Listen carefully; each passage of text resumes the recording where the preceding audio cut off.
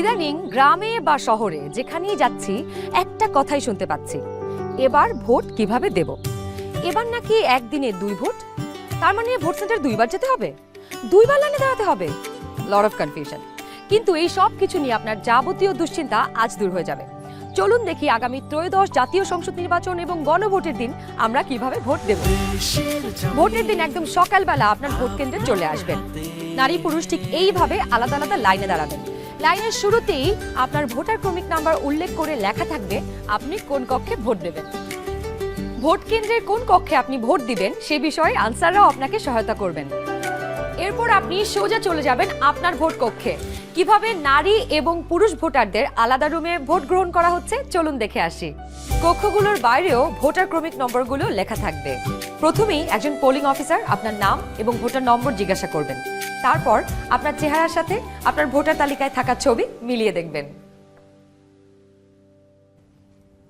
এটা আমি, এখানে একটু খারাপ আসছে ছবি। বাবার নাম আনিসুজ্জামান। ভোটার আয়শা খানম, ভোটার নং 0157।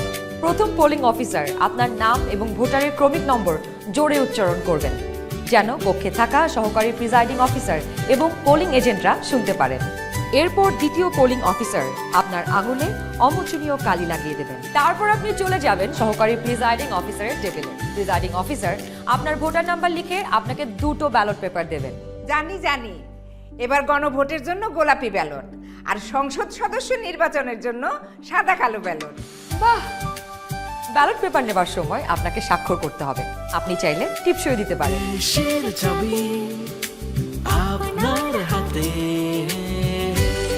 ব্যালটের সাথে দেওয়া হবে সিল মারার জন্য একটি রাবার স্ট্যাম্প। আপনি 2টি ব্যালট এবং রাবার স্ট্যাম্প নিয়ে ভোট দেবার গোপন কক্ষে যাবেন।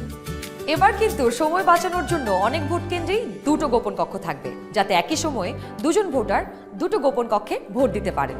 গোপন কক্ষের ভেতরে আপনি কিভাবে ব্যালটে সিল দিবেন চলুন দেখি। গণভোটের গোলাপি ব্যালটে হ্যাঁ এবং না 2টো ঘর থাকবে। সংস্কার বা পরিবর্তন চাইলে হ্যাঁতে সিল মারুন। গণভোটে আপনি হ্যাঁ দিলে সবগুলো সংস্কার পাবেন, আর না দিলে কোনো সংস্কারই পাবেন না। এরপর ব্যালটটি লম্বালম্বি ভাঁজ করুন, যেন সিলের রং অন্য ঘরে না পড়ে। এরপর আড়াআড়ি ভাঁজ করুন। সংসদ সদস্য নির্বাচনের জন্য সাদা কালো ব্যালটটিতে থাকা আপনার পছন্দের ব্যক্তি বা দলের মার্কায় সিল মারুন। সিলটি কিন্তু নির্ধারিত ঘরের বাইরে যাওয়া যাবে না। মার্কার বাইরে সিল পড়লে আপনার মহামূল্যবান ব্যালটটি বাতিল হয়ে যাবে। সিল মারার পর এই ব্যালটটিও প্রথমে লম্বালম্বি ভাঁজ করুন, যেন সিলের কালি অন্য মার্কায় না লাগে।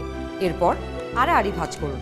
এবার গোপন কক্ষ থেকে বের হয়ে স্ট্যাম্পটি সহকারী প্রিজাইডিং অফিসারকে ফেরত দিন এবং একই ব্যালট বক্সে 2টি ব্যালট পেপার ফেলুন। ব্যাস, হয়ে গেল একদিনে 2 ভোট। একদম সহজ, তাই না? তাহলে নিশ্চিন্তে ভোটের দিন চলে আসুন আপনার ভোট কেন্দ্রে আর ভোট দিয়ে বুঝে নিন দেশের মালিকানা, দেশের চাবি আমাদের হাতে।